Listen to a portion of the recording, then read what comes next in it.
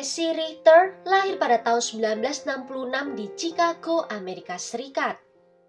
Dia adalah seorang gadis cerdas yang berhasil masuk ke perguruan tinggi untuk belajar radiologi dengan beasiswa. Di sanalah dia bertemu dengan suami pertamanya yang bernama John Pittman. John mengatakan dia sangat tertarik pada Tracy sejak awal pertemuan mereka. Dan dia mendapati kalau Tracy mencintai dan menikmati hal yang sama dengannya. Dan dia berpikir kalau dia telah menemukan seseorang yang tepat baginya. John adalah seorang mahasiswa kedokteran tahun keempat saat bertemu dengan Tracy. Dia benar-benar terpesona olehnya. Dan 2 tahun kemudian ketika John memulai tahun pertamanya sebagai residen medis, mereka pindah ke Denver, Colorado untuk menikah. Mereka sama-sama muda dan sedang jatuh cinta. John saat itu sedang belajar menjadi ahli bedah dan Tracy bekerja di laboratorium. Terlepas dari kesengsaraan yang biasa terjadi dalam pernikahan yang baru, seperti ketegangan antara pengantin baru dan mertuanya, pasangan ini tampaknya memiliki pernikahan yang bahagia.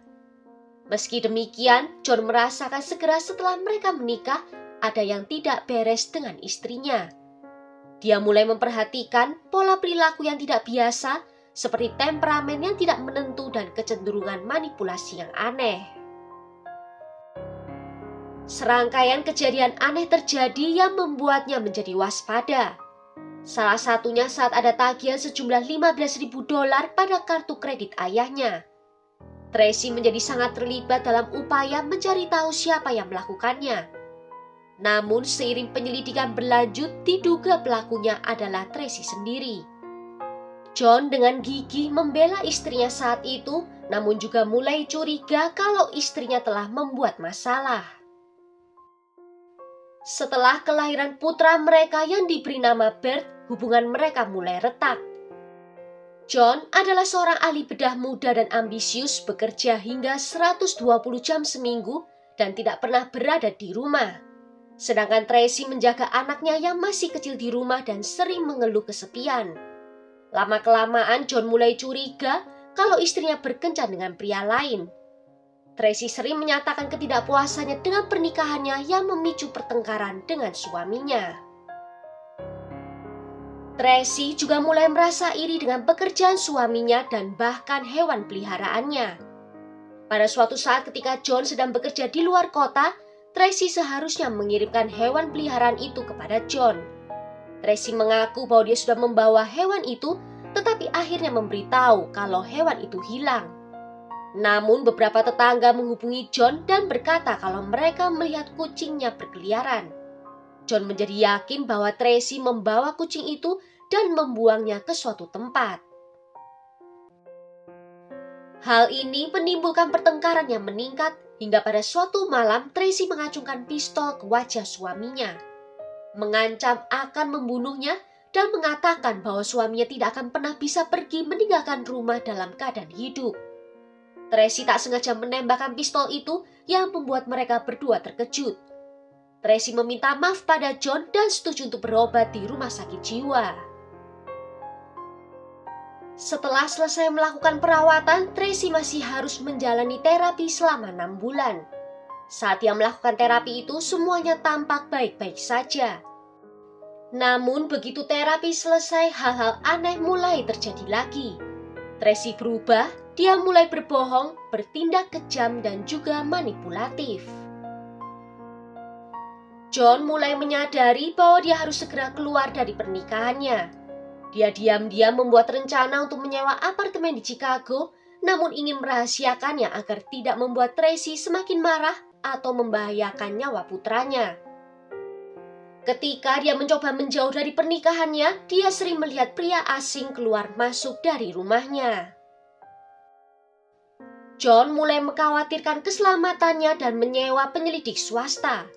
Penyelidik mengikuti jejak petunjuk dan mendapati bahwa Tracy telah membuka polis asuransi jiwa baru terhadap suaminya dan mereka yakin bahwa dia berencana untuk mengakhiri hidup suaminya.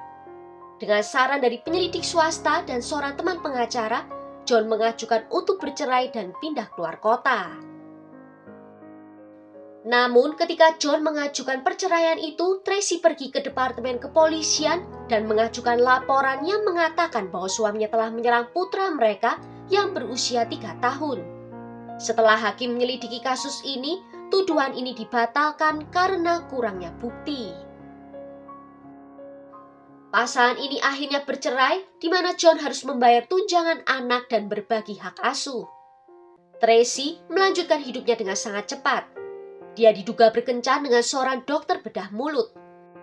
Namun hubungan ini tidak bertahan lama karena diduga Tracy mencoba memeras uang sebesar $150.000 darinya, dengan mengklaim bahwa dia melecehkannya saat dia sedang merawat giginya. Lagi-lagi Tracy tidak menyia-nyiakan waktunya dan langsung pindah ke pria berikutnya. Michael Roberts adalah seorang pria tampan dan pengusaha kaya dari Australia.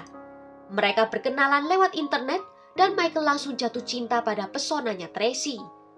Mereka menikah hanya dalam waktu 18 hari setelah berkenalan. Dan dia mendukung Tracy dalam perjuangannya melawan mantan suaminya. Michael pindah ke Amerika setelah mereka menikah dan memiliki 2 anak bersama Tracy. Sejak awal menikah, Michael telah memperhatikan bahwa Tracy berselingkuh. Menurut Michael, Tracy berdandan, meninggalkan rumah dengan alasan palsu, dan kembali pada jam-jam tertentu di malam hari. Dia terus mencoba untuk memperbaiki pernikahan mereka, tetapi emosi yang tidak dapat diprediksi dan ledakan kekerasan dari Tracy membuat hubungan mereka semakin sulit. Selama periode waktu ini, suami pertama Tracy khawatir putranya hidup dalam lingkungan yang berbahaya bersama mantan istrinya dan berusaha untuk mendapatkan hak asuh tunggal. Jika Tracy sampai kalah dalam pertarungan ini, dia akan kehilangan putranya dan pembayaran tunjangan anak sebesar $1.000 per bulannya. Hal ini tanpa disadari memicu serangkaian peristiwa yang mengerikan. Pada tanggal 13 Desember 2001, tak lama setelah John meminta hak asuh putranya, Tracy membunuh tetangganya yang bernama Dustin Wade yang berusia 20 tahun. Mengklaim bahwa dia telah masuk ke dalam rumahnya bersama seorang pria lain untuk merampoknya dan mencoba mencekiknya dengan stalking. Tracy mengatakan ketika pria lainnya melarikan diri, dia menembak Dustin di kamar tidur rumahnya di Early, Iowa, hanya untuk membela diri dan ketiga anaknya yang berada di rumah pada saat itu. Buntut dari pembunuhan ini membuat semuanya kacau balau, karena Tracy telah menembaknya sebanyak 9 kali dengan 2 pistol terpisah di kamar tidur rumahnya, dan hal ini menimbulkan kecurigaan. Tetapi dia terus mempertahankan ceritanya, mengklaim bahwa tetangganya itu telah dipekerjakan oleh mantan suaminya untuk membunuhnya. Saat ditanya polisi kenapa ada 2 pistol yang dipakai, Tracy menjawab saat diserang dia berjalan ke brankas senjata yang terletak di kamar tidurnya. Dan saat mengambil senjata itu, kacamatanya terlepas yang membuat dia tidak dapat melihat dengan jelas. Begitu memegang senjata, dia menembakkannya beberapa kali dan senjata itu menjadi macet, sehingga dia harus mengambil senjata yang kedua. Tracy segera dilarikan ke rumah sakit karena di sekitar lehernya terlihat ada bekas tekanan yang berwarna merah. Dustin adalah seorang pemuda yang tinggal di lingkungan sekitar rumah Tracy dan kadang-kadang datang untuk membantu Tracy dan Michael melakukan pekerjaan di sekitar rumah. Dustin tidak memiliki catatan kriminal dan dikenal sangat pemalu. Ibu Dustin telah mencoba mengajukan kasus kematian yang tidak wajar terhadap putranya, mengklaim bahwa Tracy telah mengatakan kebohongan. Namun seiring berjalannya waktu tidak ada yang bisa dibuktikan. Ditambah saat penggeledahan di dalam mobil Dustin, polisi menemukan buku catatan berwarna merah muda yang tergeletak di kursi penumpang. Di dalam buku catatan itu, Dustin menulis bahwa seorang pria bernama John Pittman telah mempekerjakannya untuk membunuh Tracy dan putranya yang berusia 11 tahun. Dan setelah dianalisis, tulisan itu cocok dengan tulisannya Dustin. Pada akhirnya kasus ini ditunda karena ibu Dustin kehabisan dana. Tidak lama setelah kejadian ini, Tracy dan anak-anaknya pindah ke Nebraska dan sementara itu pihak berwenang terus melakukan penyelidikan secara diam-diam.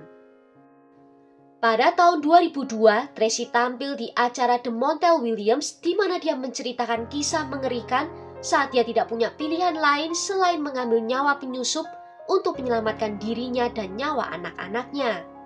Dan dia saat itu disebut sebagai pahlawan. Namun, dukungan Michael terhadap cerita Tracy mulai memudar dengan cepat ketika dia curiga bahwa Tracy juga mencoba untuk membunuhnya. Seiring berjalannya waktu, Michael mulai mengkhawatirkan nyawanya dan mengajukan gugatan cerai. Ketika pernikahan mereka gagal, Michael yakin bahwa Tracy mulai melakukan upaya berulang kali untuk membunuhnya. Dia mengklaim Tracy pernah mencoba untuk meracuninya. Dia menceritakan sebuah kejadian di mana Tracy membuatkan minuman untuknya, lalu duduk dengannya di mobil, menutup pintu garasi, menyalakan mesin mobil, dan segera pergi saat Michael mulai kehilangan kesadarannya. Ketika Michael menceraikannya, Tracy juga mulai menuduh Michael terlibat dalam penyerangan Dustin terhadap dirinya, mengklaim bahwa kedua mantan suaminya berkonspirasi untuk membunuhnya, supaya dia tidak bisa mendapatkan hak asuh atas anak-anaknya. Tracy melapor ke polisi tentang hal ini, namun polisi tidak mempercayai ceritanya dan tidak menganggap Michael sebagai seorang tersangka. 10 tahun setelah kematian Dustin pada bulan Januari 2011, Ben Smith mencalonkan diri sebagai seorang jaksa wilayah. Setelah dia menjabat, dia diberitahu tentang kasus kematian Dustin yang tidak wajar. Ben menjawab kalau dia akan meluangkan waktu meneliti kasus itu. Ben lalu mendapatkan kiriman foto-foto TKP dan setelah meninjau kasusnya dia langsung terpikat. Dia memilah-milah arsip selama bertahun-tahun menyusun apa yang kemudian dia sebut sebagai motif penembakan. Penyelidik lalu memanggil Mary, sahabat Tracy. Di tengah wawancara, Mary tiba-tiba menyebutkan tentang buku catatan berwarna merah muda. Penyelidik menjadi terkejut karena mereka tidak memberitahu siapapun tentang buku yang mereka temukan di dalam mobilnya Dustin. Saat ditanya bagaimana Mary mengetahui tentang informasi itu, dia menjawab kalau Tracy yang memberitahunya. Saat itulah polisi sadar bahwa Tracy jauh lebih terlibat daripada yang terlihat oleh mata. Dalam beberapa bulan telah terkumpul cukup bukti yang kuat untuk mengajukan tuntutan pembunuhan tingkat pertama terhadap Tracy. Dan pada bulan Juli 2011, Tracy ditangkap atas pembunuhan Dustin. Teorinya adalah bahwa Tracy telah memikat Dustin ke dalam rumahnya dan memaksanya untuk menulis di buku catatan berwarna merah muda itu. Sebelum akhirnya melepaskan tembakan sebanyak 9 kali dan menaruh buku catatan itu di dalam mobilnya untuk menjebak mantan suaminya. Tracy tentu saja menyangkal atas semua tuduhan ini. Persidangan Tracy dimulai pada tanggal 23 Oktober 2011 di Fort Dodge, Iowa.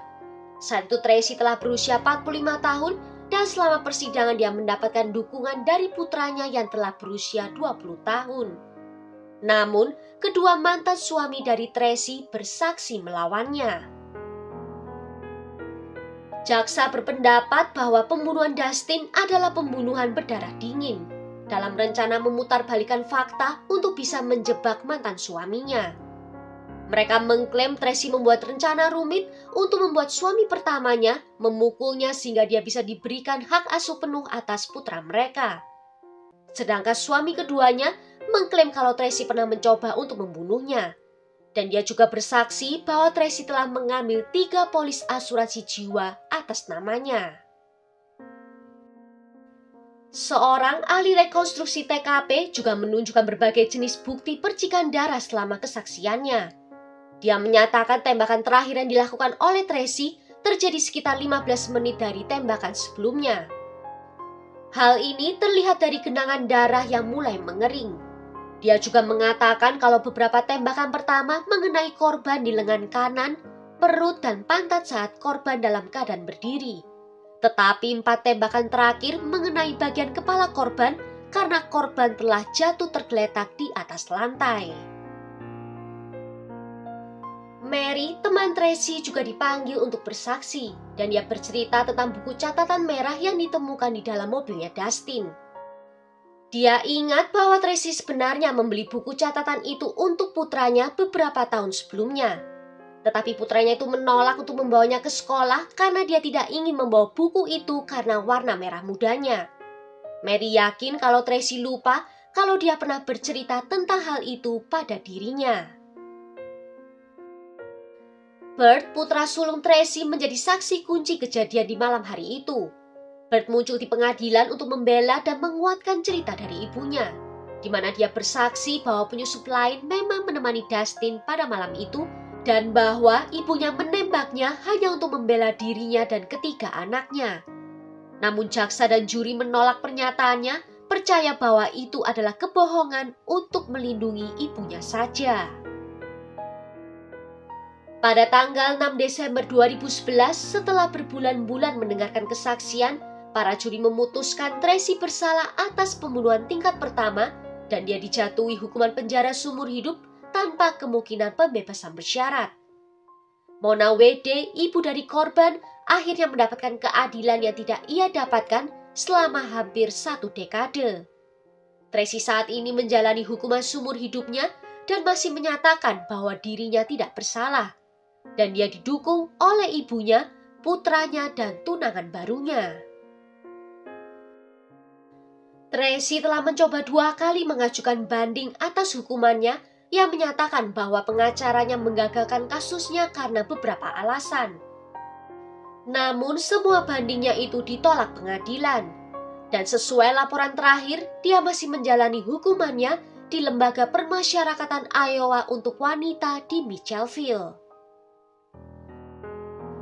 Putra Tracy masih yakin bahwa ibunya telah dihukum secara salah atas kejahatan yang dia lakukan dengan tidak sengaja. Dia mengatakan bahwa dia kecewa karena dia tahu kebenaran tentang apa yang sebenarnya terjadi dan dia akan selalu memperjuangkan untuk kebebasan ibunya. Dia masih mencari cara untuk terus mengajukan banding atas hukuman ibunya. Ada halaman Facebook yang dia buat untuk memperjuangkan keadilan bagi ibunya. Dan dia juga membuat petisi bernama Free Tracy Ritter di change.org. I do believe that you deserve justice. I really do. But I didn't murder your son. Well, sampai di sini dulu cerita kali ini. Bagaimana menurut kalian tentang kasus ini? Apakah Tracy Ritter memang benar bersalah atas pembunuhan Dustin? Tulis ya pendapat kalian di kolom komentar. Akhir kata terima kasih kalau sudah nonton video ini sampai akhir. Sampai jumpa di video berikutnya. Ciao!